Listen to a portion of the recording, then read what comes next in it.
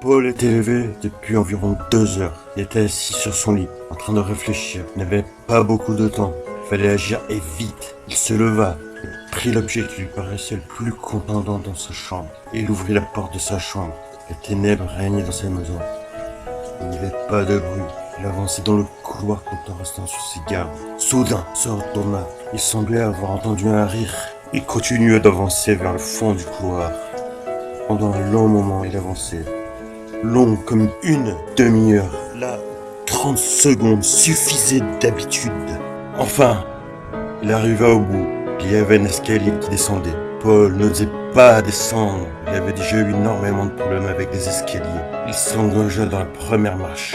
Doucement, puis sur la deuxième. Doucement mais sûrement. Il prenait son rythme. Au bout d'un moment, il s'arrêta essoufflé. Il n'était pas très sportif.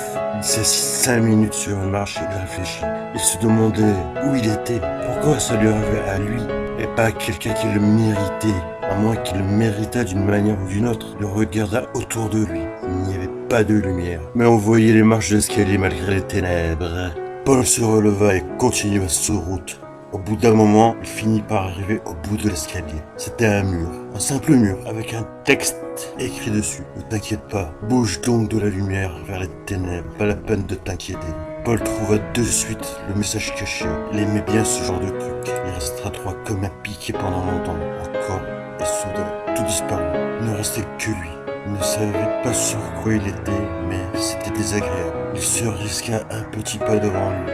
Rien ne se passait. Il continuait d'avancer, tout droit dans cette ténèbre. Il avait chaud, très chaud. Il s'arrêta. Devant lui, une personne qui lui ressemblait comme deux gouttes d'eau. Comme un miroir. Il leva la main droite. Le reflet leva la main droite. Soudain, Paul retourna sur ses pas et courut. Comment son reflet, alors qu'il avait la main droite, ne levait pas la main gauche, comme tout bon miroir qui se respecte? Il trébucha et tomba. Il ne tomba pas sur le sol, non, mais il tomba comme si on tombait d'un immeuble dans le vide. Finalement, il atterrit dans sa chambre. Le soleil venait de se lever. Il avait dans ses mains poisseuses son carnet et son stylo. Il les reposait sur son lit. Il ouvrit la porte pour aller dans la salle de bain se doucher. Une bonne douche chaude. Il resta sous la douche un bon moment. Quand l'eau prit une couleur bizarre, elle virait au rouge. Comme le rideau, une créature lui ressemblant comme deux gouttes d'eau avait transpercé le rideau de douche avec ses griffes. Il montra son hideux visage à Paul, bien qu'ils furent quasiment les mêmes.